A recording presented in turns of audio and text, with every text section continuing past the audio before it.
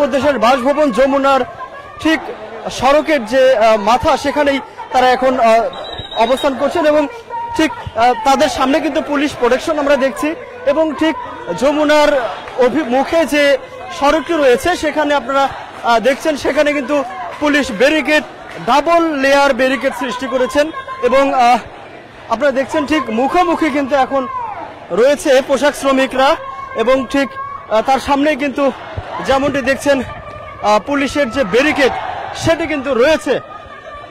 আপনারা দেখছেন যে আশুলিয়ায় অবস্থিত সেইন অপারেশন লিমিটেড গার্মেন্টসের প্রতিষ্ঠানের শ্রমিকরা তাদের বকেয়া বেতন এবং অন্যান্য পাওনাদির যে দাবি সেই নিয়ে কিন্তু মার্চ টু যমুনা শুরু করেছে এবং এখন ঠিক পুলিশের মুখোমুখি রয়েছে।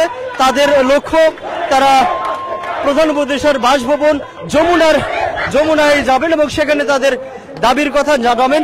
আমরা এখন ঠিক যেমনটি দেখছি কাকরাইল মোড়ে তাদের লং মার্চটি অবস্থান করছে। তারা শ্রম ভবনের সামনে থেকে কিন্তু এই মিছিলটি নিয়ে এসেছেন, লং মার্চটি শুরু করেছেন।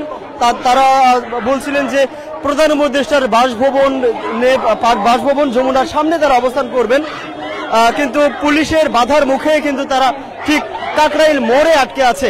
এখন যেমনটি দেখছেন যে পোশাক শ্রমিকরা কিন্তু তাদের স্লোগান দিচ্ছেন এবং পুলিশকে লক্ষ্য করে কিন্তু তারা স্লোগান দিচ্ছে। তো আপনারা যেমনটি বলছিলাম আশুলিয়ায় টিনেজ গ্রুপের 8টি গার্মেন্টস প্রতিষ্ঠান রয়েছে, সেই গার্মেন্টস প্রতিষ্ঠানের যারা শ্রমিক তারাই কিন্তু এই আজকের লং মার্চ টু যমুনা কর্মসূচি পালন করছেন এবং সেখানে কিন্তু তারা বলছেন শ্রমিকদের বকেয়া বেতন এবং অন্যান্য যে পাওনাদি সেই দাবি তারা করছে।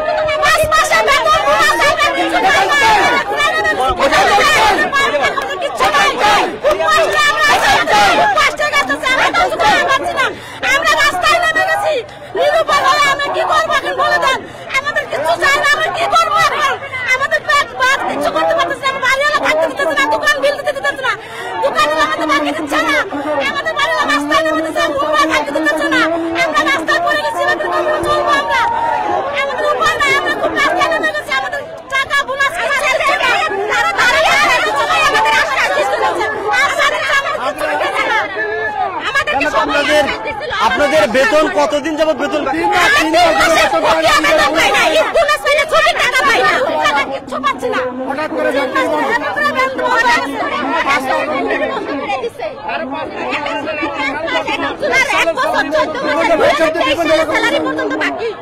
আমাদের টাকা দেয় না।